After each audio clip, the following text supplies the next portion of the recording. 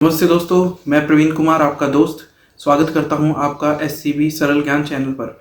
और अभी बात करते हैं जो एक बहुत ही लेटेस्ट न्यूज़ आई तो ये कुछ दिन से है, पर मैं इसको पूरी डिटेल में इसकी जानकारी ले रहा था जिससे कि मैं आपको डिटेल में बता पाऊँ कि हुआ क्या और क्या नहीं हुआ। जैसे कि थंबनेल से आपने देखा कि यूक्रेन जो है उसने ड्रोन अटैक्स किए हैं रशिया के ऊपर। तो ये जो एरियाज़ हैं जहाँ पे ये अटैक्स हुए हैं इनके पहले हम नाम सुनते हैं। ये जो एरिया हैं ये हैं मुर्मनुस्क, इर्कुत्स्क, इवानोवा, रायजान एंड एमूर। ये 5 एरियाज हैं। क्योंकि ये रशियन में है तो मुझे रशियन आती नहीं, तो थोड़ा बहुत नाम ऊपर नीचे हो गए, पर आप यहाँ पे स्क्रीन पे देख सकते हैं। ठीक है, तो ये वो 5 एरियाज है जहाँ पे यूक्रेन ने अपने ड्रोन अटैक्स लॉन्च किए हैं।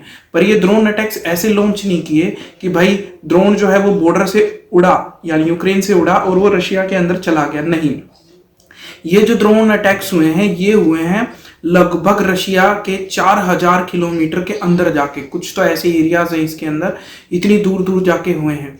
तो इसमें समझते हैं कि आखिर में हुआ क्या। एक्चुअली में हुआ ये है कि जो भी ड्रोन्स हैं वो सारे के सारे ड्रोन्स मेड इन यूक्रेन है, यानी वो यूक्रेन में पूरी तरीके से बने हुए थे। उन जो ड्रोन्स को जो बनाया गया है इस तरीके से बनाया गया था कि उनको मतलब 2 या 3 मील के एरिया, 1 मील के अंदर शायद 2.5 से 3 किलोमीटर होते हैं, तो ये 2 से 3 मील तक फ्लाइट ले सकते हैं। और इनकी जो बैटरी है, जो इनकी फ्लाइट लेने की क्षमता है वो 20 से 30 मिनट की बताई जा रही है। इन ड्रोन्स की बैटरी क्षमता को भी बढ़ाया गया। और इन ड्रोन्स के साथ ना, जैसे ये ड्रोन है उड़ने के लिए और इनके नीचे आरपीजी लॉन्चर्स जो होते हैं, जो आपका जो रॉकेट लॉन्चर होते हैं उनके आगे आरपीजी लगती है, वो आरपीजी जो है उस तरीके के जो है इसके साथ बम अटैच किए गए। और उनकी जो फंक्शनैलिटी है, यानी जो डिटोनेशन, जैसे कि कोई भी रॉकेट होता है वो जब किसी जगह पे जाके लगता है तो उसके आगे ट्रिगर होता है, तो वो उस ट्रिगर मैकेनिज्म को भी इसमें और एडवांस किया गया है। मतलब यूक्रेन ने जो ये ड्रोन्स बनाए उनकी बैटरी मैनेजमेंट, उनकी सिग्नलिंग, उनको भी एनहेंस किया। ठीक है, इसकी वायरिंग बता रहे हैं कि ये ओपन वायरिंग थी, ऊपर से ज्यादा एक्स्ट्रा कुछ कवरिंग नहीं की गई, ताकि ड्रोन का जो वजन है उसको कम किया जा सके, ताकि उसकी लोड कैरिंग कैपेसिटी को बढ़ाया जा सके। ठीक है, ऑप्टिकल फाइबर्स और इस तरीके के जो बढ़िया मतलब कंपोनेंट्स है उनका यूज किया गया। ठीक है, और उसके बाद जो इसमें जो बम बांधे गए, आरपीजी टाइप बम जो बांधे गए हैं, कुछ लोग कह रहे हैं इससे अलग भी अलग अलग मीडिया रिपोर्ट्स में, पर जो मैंने देखा एक नतीजे में मैं पहुंचा तो ज्यादातर में ये बताया जा रहा है कि इसमें आरपीजी टाइप बम लगाए गए और उनका जो ट्रिगर मैकेनिज्म था उसको ऐसा किया गया कि वो हल्का सा भी कहीं टच हो तो वो फट जाए। और ये पूरी तरीके से मैनुअली कंट्रोल थे, ऑटोमेटिक कंट्रोल भी था इनके अंदर, पर बेसिकली इन्हें मैनुअल कंट्रोल किया गया। वो क्यों किया गया उसकी बात अभी करेंगे।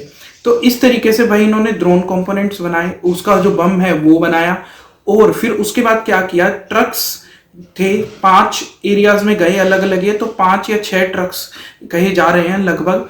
तो उन ट्रक्स को पूरे तरीके से सीलबंद किया गया, ऊपर और बाहर से पूरी इनकी कवरिंग थी। ट्रक के पीछे ट्रेलर था जिसके अंदर इन्हें रखा गया, उसी के अंदर इनका चार्जिंग स्टेशन, ठीक है, और इनको कंट्रोल करने का सिस्टम सब कुछ वहीं था। और ड्रोन्स जो है वो ऊपर की तरफ थे।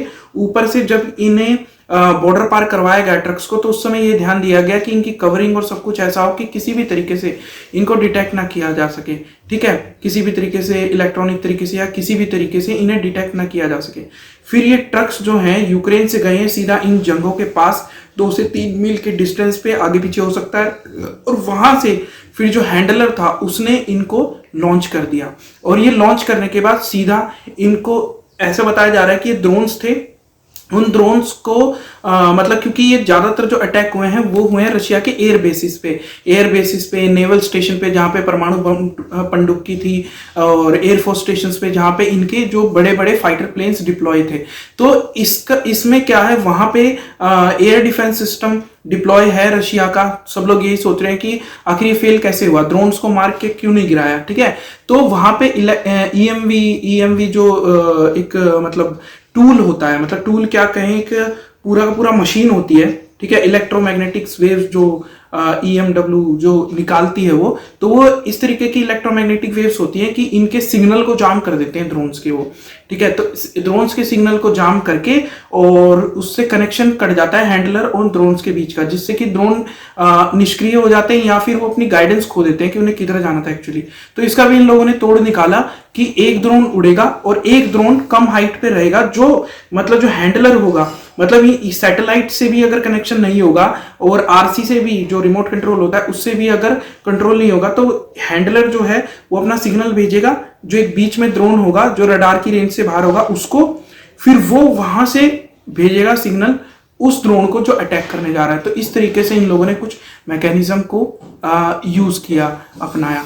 तो भाई जो ये ड्रोन अटैक्स हुए हैं, इन ड्रोन अटैक्स में बताया जा रहा है कि एक ड्रोन की कीमत लगभग 300 से 400 पाउंड के करीब थी। अभी जो पाउंड चल रहा है 115 रुपए के करीब चल रहा है, 115 समथिंग कुछ पॉइंट चल रहा होगा, तो आप करके देख लीजिएगा। तो ये लगभग काफी सारे ड्रोन जो है वहां पे लॉन्च किए गए, और ये जो ड्रोन्स थे ये जब लॉन्च हुए वहां से, उस लॉन्च होते ही इन लोगों ने जो ट्रक थे उन ट्रक्स को भी उड़ा दिया, जिससे कि ना वहां पे कोई भी नामो निशान ना रह जाए।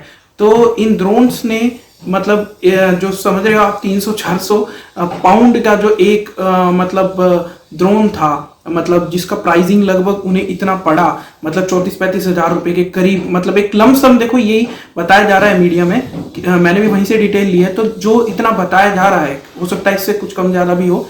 तो इसने वहां पे जो एरोप्लेन्स को तबाह किया है वो तो बहुत ही ज्यादा महंगे थे। और सिर्फ पैसे की बात नहीं है, जब किसी का एक मतलब पूरा का पूरा एयरबेस तबाह होता है तो सिर्फ प्लेन ही नहीं, उसकी एयर स्ट्रिप, उसके सिग्नल और भी पता नहीं क्या क्या तबाह हो जाता है। और ऐसा नहीं होता कि प्लेन्स कोई टॉय की तरह बनते हैं, ये इनको बनाने के लिए बहुत समय लग जाता है, इनकी टेस्टिंग सब कुछ। तो ये बहुत बड़ा एक लॉस है रशिया के लिए। और सबसे बड़ी बात सोचने की ये है कि ये एक अलग ही तरीके की स्ट्रेटजी वाला अटैक हुआ है कि भाई रशिया के अंदर ट्रक्स घुस गए और उसके बाद वहां पे ड्रोन्स जो हैं उनको सिग्नल जैमर सबको मतलब क्रॉस करके इन ड्रोन्स ने अटैक किया।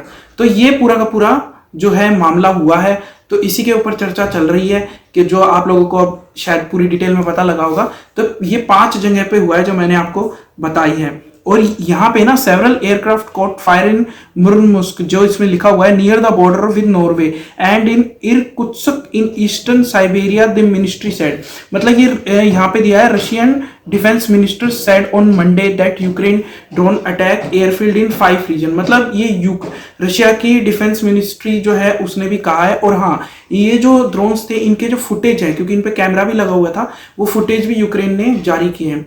तो अब देखते हैं कि युद्ध आगे क्या मतलब मोड़ लेता है, क्योंकि ये जो अटैक्स हैं ये कोई नॉर्मल अटैक्स नहीं है। बिल्कुल अंदर घुसना और अंदर घुस के चीज़ों को बिल्कुल तोड़ देना, ये एक बहुत ही बड़ा अटैक है, बहुत ही बड़ा अटैक है। मतलब एक नहीं 5 अटैक पर एक साथ हुए हैं, तो हम ये कहेंगे कि ये बहुत बड़े अटैक्स हैं। तो ये हुआ है एक्चुअल में मतलब यूक्रेन की तरफ से रशिया के अंदर। तो मिलते हैं आपसे किसी और न्यूज़ और किसी और टेक्निकल चीज़ पे। Please like share and subscribe कर देना चैनल को। तब तक के लिए नमस्कार।